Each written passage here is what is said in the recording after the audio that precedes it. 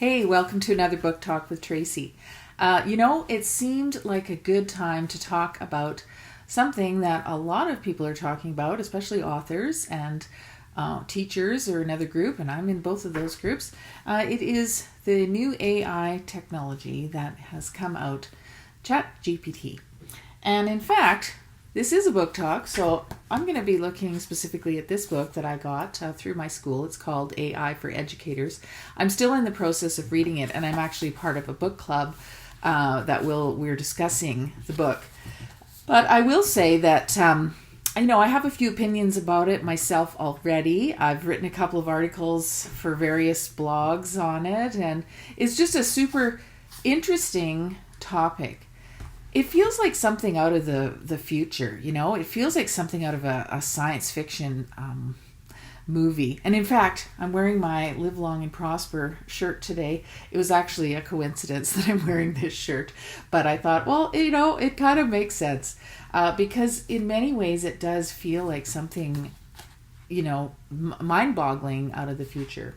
Of course, the initial reaction, and one that they talk about in this book, and I've had discussions with other people, is, a fear. Like, does this mean that writers are no longer going to be necessary? Does this mean that kids in schools are just going to be plagiarizing all over the place?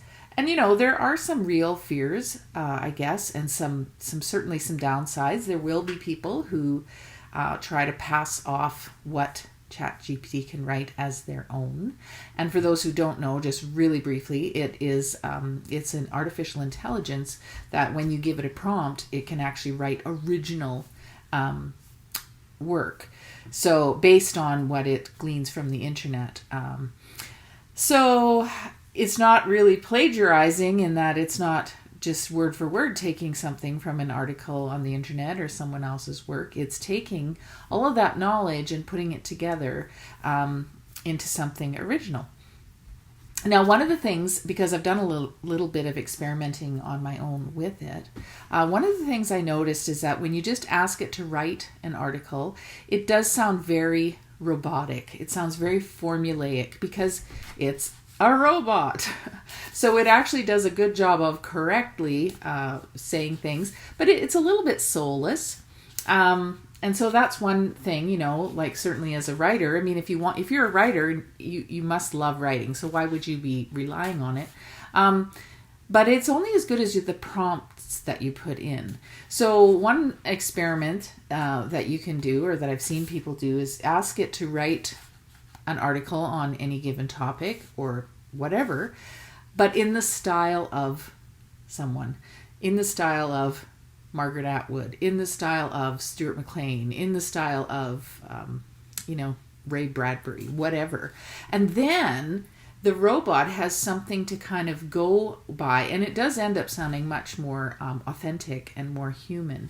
It does, there's lots of really cool things you can do with it. So I'm not saying go and start writing your books. I don't think that it's going to take over. We need that human creativity, certainly in fiction, but it's going to change the world, I think, in a lot of ways, especially for, things, business type writing or marketing.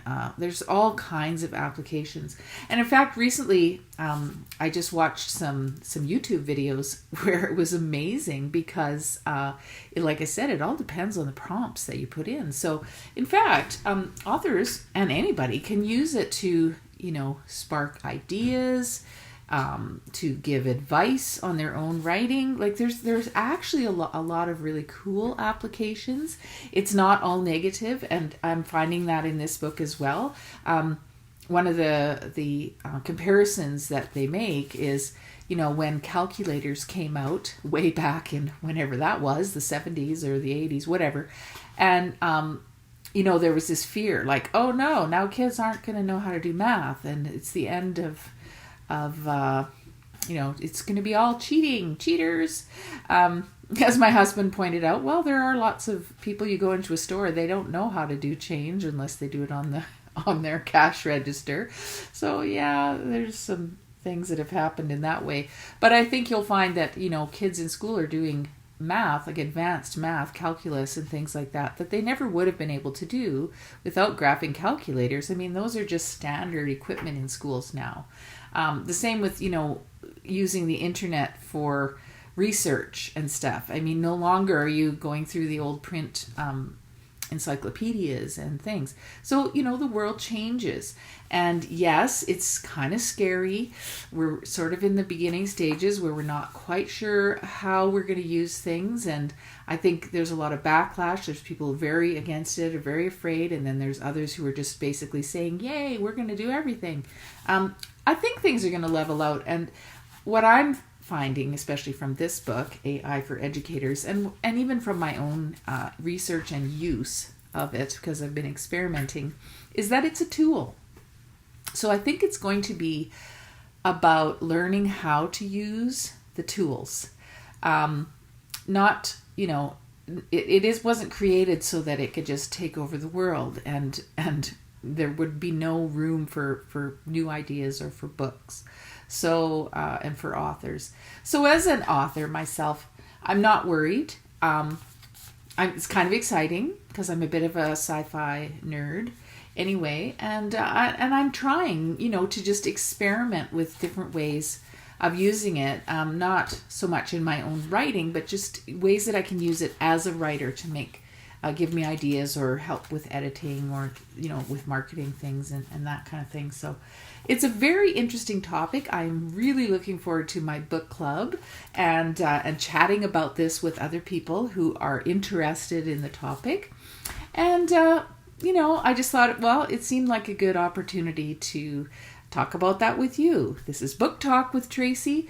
Well, we are talking about a book, and in fact, a little bit broader than that. I'm just talking about writing in general. So these are exciting times we live in. I would encourage you that if you want, you can go to my website, which is tracykrause.com. There's no E in Tracy. There are 2 S's in Krause. I always have to say that because you can spell my name a myriad of ways.